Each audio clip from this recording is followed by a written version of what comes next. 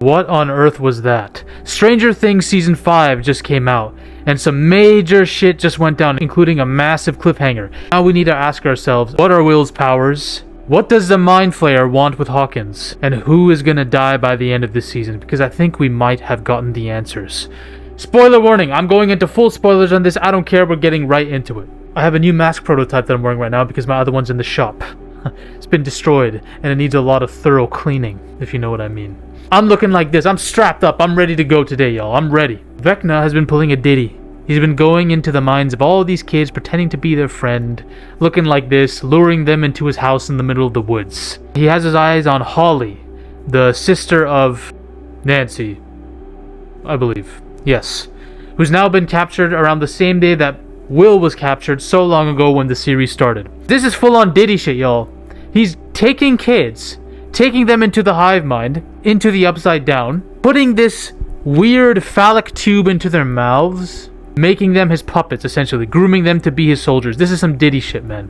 He's making them as puppets to shape the new world. Now, I still have no idea what his motivation is. I guess he wants to plunge the earth into the upside down and build it in his own image, some weird shit like that. He puts them in his mind palace, essentially. So when they have these tubes stuck in their mouths, these little kids, by the way, their minds become part of his into his memory bank. So they are placed into his memories where he can speak and communicate with them. So he takes Holly into this house, his old house when he was a child. He's created this sanctuary, this haven for all these kids to go mentally in the mind bank while he has control over their bodies. And there she meets Max, who somehow has infiltrated VECNA's mind despite being comatose. Now, what is thoroughly established in the show is that when VECNA invades the mind of a kid, usually that kid can invade his mind back. Max has accessed his memories and now can communicate with these kids who have been sent here as a result of being kidnapped. So now it's a race to find these kids, to save them and destroy VECNA once and for all. Meanwhile, there's also a military thing happening where the military, yet again, is doing some stupid shit. They're in the upside down now, and they're experimenting, trying to find 11. But they also have a secret weapon, another person with telepathic powers they've been working on. The general has a secret vault, and behind that vault lies a person. And when the moment they were building this up, as if, oh, who is this person? Their power is just like mine. Is it VECNA behind those doors? We need to access it and kill him. I knew who it was going to be. Lo and behold, it's the chick from season 2, one of the other telepathic people who were experimented on. Were they in Hawkins or were they around the world? I forgot. I was really worried that this is what it was going to be, and I was very correct. Of course, this is what it's going to be. This is one of the worst episodes of Stranger Things when she arrives. And a lot of people like it because it's cool. It's like this X-Men thing. They're doing something different. I thought it was very cringe and corny how for some reason all of them put on mascara and wore these weird coats and went X. Like, it's just so stupid. It's just so stupid and cheesy and cringe, and I hated those characters. Now she's back. So we got 2 telepaths ready to face off against VECNA. Also, Will is still linked to the hive mind. I hope you guys can hear me, by the way. I don't even think you can. Can you guys hear me through this? Will is linked through the hive mind. So basically, he can see through the eyes of a demigorgon, through the eyes of VECNA, and through the eyes of one of his victims at the same time. There's this potential vulnerability because he can disrupt the entire hive mind. And he's gotten powers off of this. He has telepathic powers that allow him to control various creatures as well and destroy them. So now he has powers similar to 11. So we have 3 telepaths now versus VECNA. Now VECNA is fully armored up. He's a badass. He has aura. This dude's wiping the floor with soldiers like they're nothing. I don't see how any of these kids could beat him in a fight realistically. And I might make a whole video on that because we know that's how it's going to happen. But 11 shouldn't even stand a chance to this dude. Dude, his physiology is insane now. His physiology is insane now. Bullets, knives, grenades can't do shit to him. So I have a couple questions based on everything we've seen. First of all, why the fuck did VECNA leave Will alive so we could have the cliffhanger where Will discovers he has powers? VECNA had him dead to rights and tells him, Will, you are the reason I know how to control these kids now. You broke so easily that gave me the idea I can use more kids as my puppets, as my soldiers to reshape the world. And then he lets Will go, and just, instead of taking Will with him to use him, he just lets him go. Which, VECNA, it's very clear that this dude can disrupt the hive mind. Maybe VECNA doesn't know that yet, but why not just kill him? Why would you want a dude who can see into your mind and has knowledge of what you've done? Why would you want him alive? Just kill him. In fact, he was sending his demigorgons on all the other friends. Why not just snap this dude's neck? Logically, it makes no sense because, oh, we need Will alive to have the final fight, blah, blah, blah. I thought Will was going to have a villain arc this season. I thought Will was going to be a puppet of VECNA, resurging.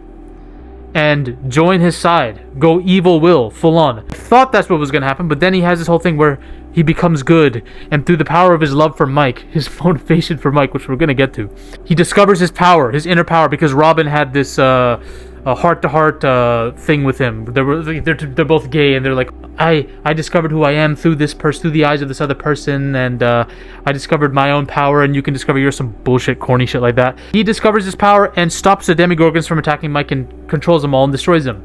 I thought this would happen much later, after he's already become a villain and goes full crazy, trying to kill everybody for Vecna. I thought this would be the thing to break him out of that, but no, it happens now, which makes me think he's not going to become a villain later on. He's going to join 11 as one of the telepaths to destroy him. And the other kids that were taken, some of them are going to become Vecna's evil soldiers, which won't be as impactful because no one knows who these fucking characters are. Even Holly. Holly has barely been a character in the series until now. Looks like the others are going to be Vecna's super soldiers against 11's army, which is very disappointing to me because I still think this should happen. It still could happen where he turns and is corrupted, but we only have 4 episodes left. Are they really going to do that whole villain arc? It should have happened from the first episode of this season, which makes me think it's not. I really wanted villain Will.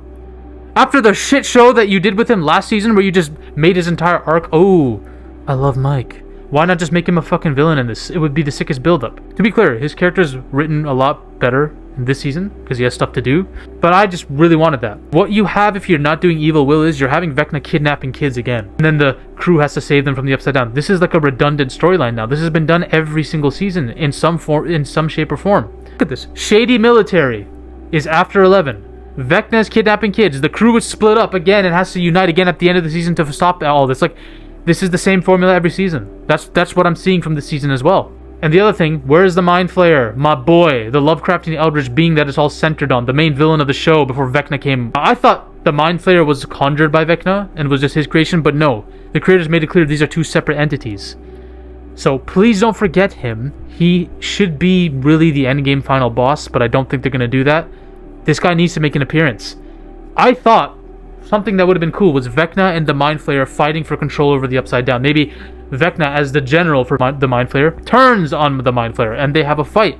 And maybe that's why Vecna needs these kids possessed. He's creating child soldiers to help him fight the Mind Flayer so he can take control over it all.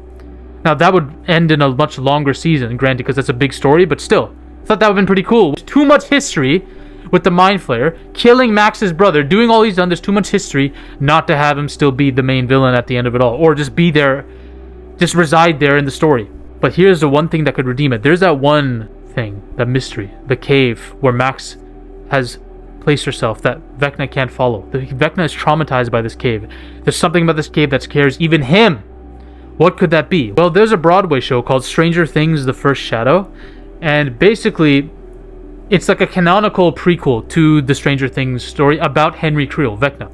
And basically, Henry as a kid ventured into this cave and found this weird technology that sent him to another dimension. And that dimension is separate from the Upside Down. It's called Dimension X.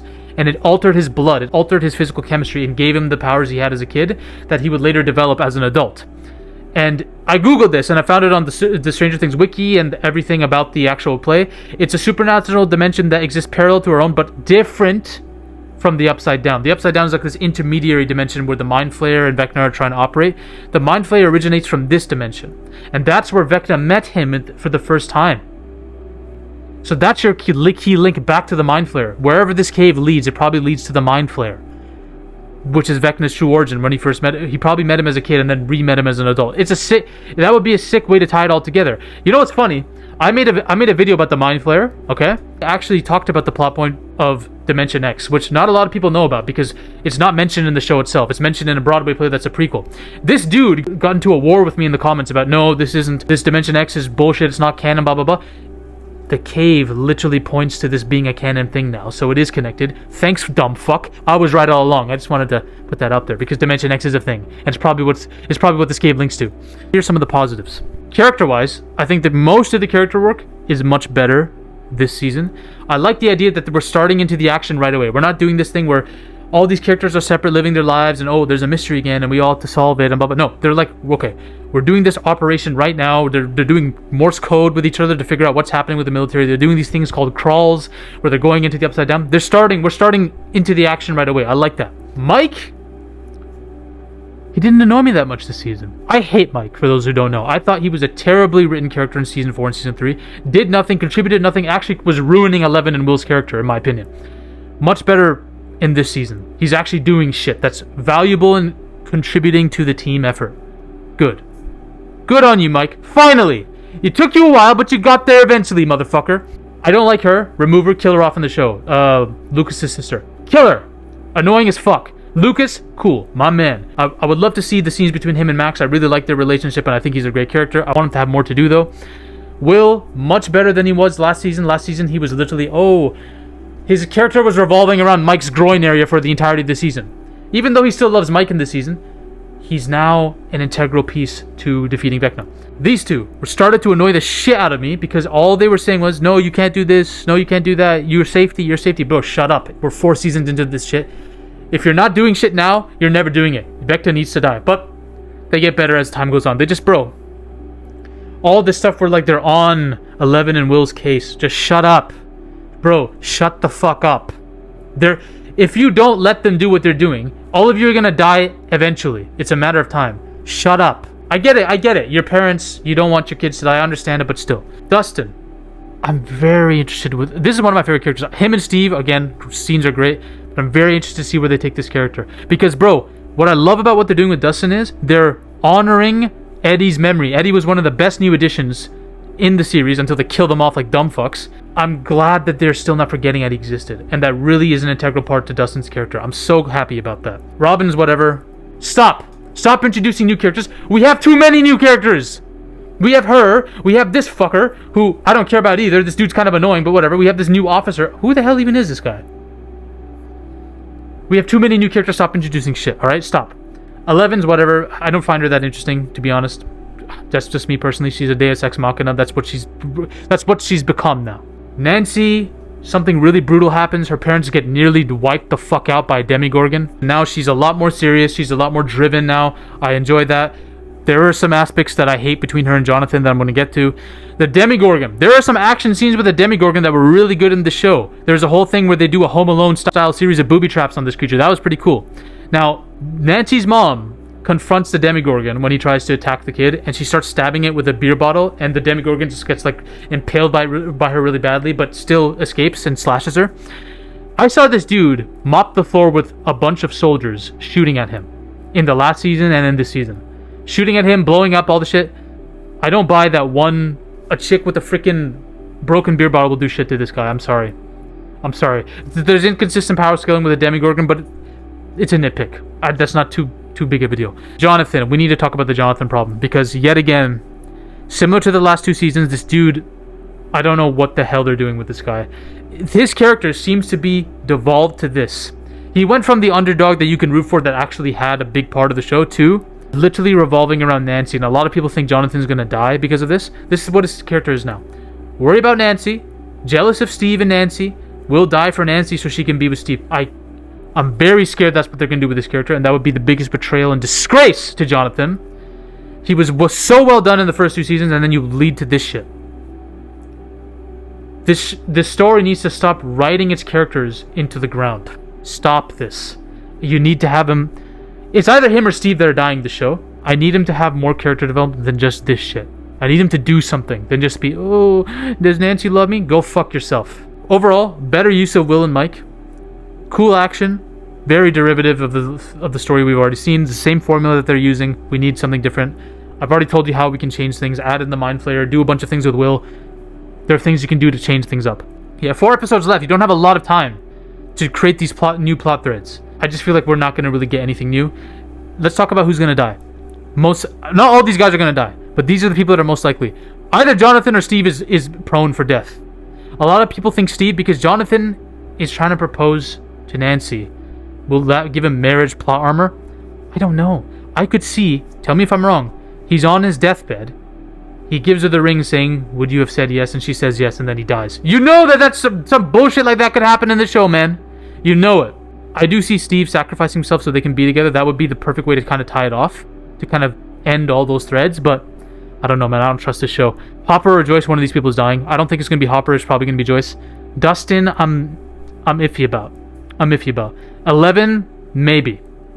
That's the big rumor that Eleven's probably going to be the one to die. That would really be tragic because Hopper's lost 2 daughters now. So for that reason, I'm like, okay, how much could you really make characters lose due to certain people's death? We know Max is not going to die because she almost did. Could be 11. It could be 11. Hopper almost died too. We thought he did die. Are they going to really do that again? It could be 11 who dies. Maybe she dies so these two can be together. Maybe that's what the writers want. Fuckers. But the shocking one would be Nancy. I actually think Nancy's going to die, y'all. And I really like Natalia Dyer as an actress. So this would pain me a little bit, but it kind of makes sense. Nobody from this family has died yet. The Wheeler family, the daughter that got kidnapped is going to be... She's going to be saved, let's be honest. Mike's not going to die. The parents are in the hospital, but I think they're going to live. I think she's dead. And because of that, she won't have to choose between Steve and Jonathan. It'd literally be the perfect way out for her, huh? I truly think she might die, y'all. I think Nancy's going to be one of the main ones to go, and it's going to be really shocking, it's going to be really sad, it's going to be really brutal, but it's going to be the perfect way for Steve and Jonathan to look past their bullshit, team up, and get this shit done. I could see it happening, folks. I could see it happening. Those are my thoughts on Stranger Things Season 5 so far. I'm going to make more videos as the episodes come out. Let's see how it goes. Bye. Ladies and gentlemen, we are on a mission to take over Hollywood. But the army must keep growing.